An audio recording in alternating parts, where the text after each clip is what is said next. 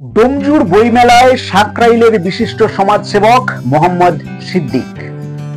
সম্প্রতি আয়োজিত 19তম ডোমজুড় বইমেলা ইতিমধ্যেই শুরু হয়ে গেছে। আর এই বইমেলাকে ঘিরে বিভিন্ন ধরনের বইয়ের পাশাপাশি রয়েছে নানান ধরনের সুস্বাদু খাবারের স্টল। তার পাশাপাশি মহিলাদের জন্য রয়েছে নিত্য প্রয়োজনীয় সামগ্রীর স্টল, বাচ্চাদের নানান ধরনের খেলার সামগ্রীর স্টল।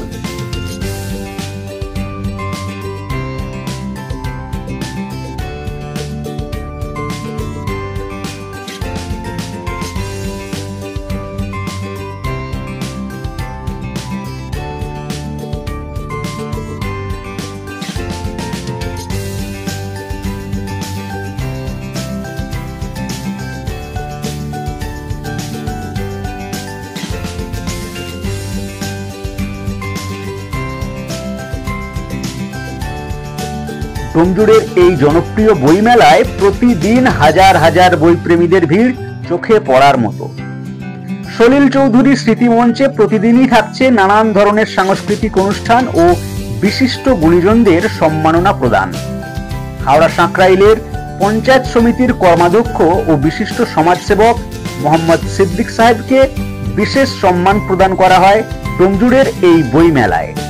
শেখ বি রহমানের report, AMP news, Howrah Domjur.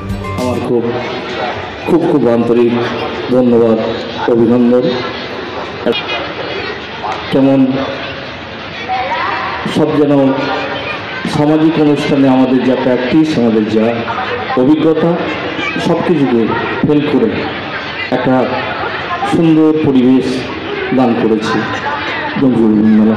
দেখতে দেখতে 18টা বসন্ত পার হয়ে 19তম, এটাও একটা অভিনব ব্যাপার ঐতিহ্যের দিক থেকে। আয়োজক মণ্ডলী আমাকে গুণীজন হিসাবে কেন নির্বাচিত করেছে আমি জানি না। আমি আমি নিজে কোনো গুণীজন নয়, আমি গুণগ্রাহী। যারা তথাকথিত সত্যিই গুণী মানুষ, আমি তাদের অকৃপণ উদাত্ত গুণগ্রাহী। আমি নিজে গুণবান বা গুণীজন নই, আমি বিশ্বাস করি না। কিন্তু ওনারা কেন সিলেকশন করেছেন তার জন্য আমি কৃতজ্ঞ, ওনাদের কাছে আমি ধন্য। আমি শুধু একটি কথাই বলে আমার বক্তব্য শেষ করব। ব্রাউনিংয়ের একটা কবিতা আমার মনে পড়ছে। অনেক কথা বলার ছিল, সময়টা অনেকটা পার হয়ে গেছে, তাই দীর্ঘ বক্তব্যের অবকাশ নেই। আমি শুধু একটি কবিতা বলবো, ছোট্ট একটা লাইন বলবো যে such one strive, each one strive who succeed, look at the end of the work, contrast the petty done, the undone past. যে সমস্ত গুণী মানুষ আমরা সবাই পৃথিবীতে যারা আছি, আমরা সবাই চেষ্টা করি আমাদের উত্তরণের জন্য, ভালো কিছুর জন্য সবাই আমরা স্ট্রাইভ করি। কিন্তু who succeed, look at the end of the work, কাজের শেষে আমরা তাকিয়ে দেখি কন্ট্রাস্ট, ঠিক বিপরীত কোনো ফল আমরা পেয়েছি। দ্য পেটি ডান, অত্যন্ত কম মানুষ সফলতা পায় আননান ভাস্ট। এই সাধারণ আননান ভাস্টের মধ্যেও আমি একজন। আমি নিজেকে মনে করি আমি তাদেরই মানুষ, মানুষেরই মানুষ, আপনাদেরই মানুষ।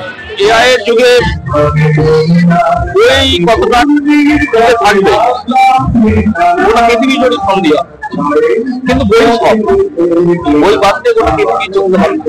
সর্বগ্রন্থ সেটাও বই, কাব্য সেটাও বই, সায়েন্সের থিসিস সেটাও বই, তাদের যারা যাচ্ছে তাদের যে গবেষণাপত্র সেটাও বই। বই ছাড়া বাঁচার সুযোগ নেই, কিন্তু বইকে চ্যালেঞ্জ জানিয়েছে এআই। তার মধ্যে থেকে কতটা আধুনিক বিশ্ব টিকে থাকবে, আমাদের আধুনিকতাকে গ্রহণ করতে হবে, আবার বই ছেড়েও এটাই বাস্তবতা। এটা বই দিকে তো অনেকেই এখন